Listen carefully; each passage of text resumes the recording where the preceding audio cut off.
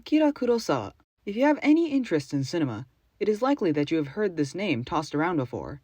He's a Japanese dude who made samurai movies, right? Well, you're not wrong. He definitely was a Japanese dude who made samurai movies. However, he was more than that.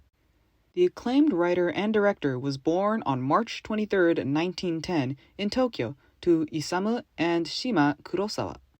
His father was a physical education director at a military institute, his mother was the daughter of a merchant, and he had 7 older siblings. Somewhat ironically, the Kurosawas can allegedly trace their family tree back to a samurai named Abe no Sado.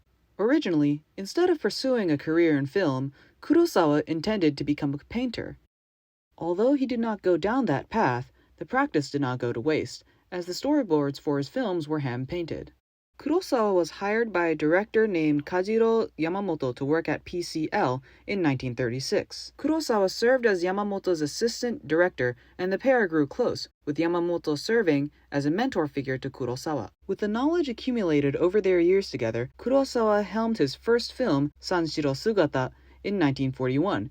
As stated before, you probably know Kurosawa because of his films set during Japan's feudal era. The movies on this list includes Rashomon, a story told from several perspectives as we uncover the truth behind a murder and rape, Seven Samurai, an adventure of 7 samurai coming together to defend a village from a group of bandits, Throne of Blood, a Shakespearean tragedy following the downfall of a loyal warrior, The Lower Depths, a story about the residents of a boarding house, The Hidden Fortress, a tale of a general, princess, and 2 peasants traveling the land, Yojimbo, which is about a ronin manipulating rival businessmen, Sanjuro, telling the story of samurai weeding out corruption within their clan, Kagemusha, a historical fiction about a body double for an aging warlord, and Ran, a film about 3 brothers competing for their father's domain. Many of these pieces are considered to be Kurosawa's most popular works. However, those are only 7 out of 31 films created by him. Other notable projects are Ikiru, Redbeard, Drunken Angel, and High and Low.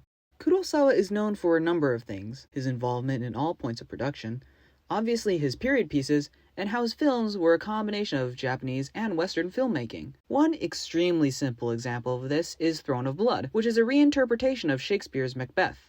The course of the story and characters are similar, yet unique from Shakespeare's work. The performances are heavily inspired by Noh theater, and the setting of feudal Japan just helps tell its own story without being a direct copy and paste. Something I find interesting, however, is the fact that Kurosawa drew inspiration from Western media, like Shakespeare, but he also reciprocated that. The Magnificent Seven is essentially 7 samurai, but set during the Wild West, and Hidden Fortress was a massive inspiration for the original Star Wars. Plus, the 7 samurai also popularized the assembling the team on a mission, and defending the village tropes. Big names like George Lucas, Francis Ford Coppola, Steven Spielberg, Martin Scorsese, and Quentin Tarantino all found inspiration from Kurosawa's work.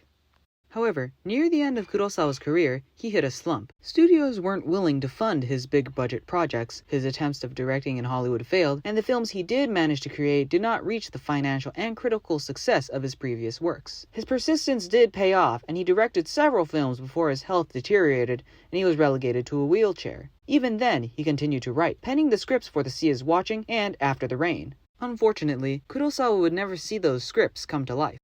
On September 6, 1998, Akira Kurosawa passed away from a stroke at 88 years old. He is survived by his daughter and son, Kazuko and Hisao Kurosawa, as well as his grandchildren.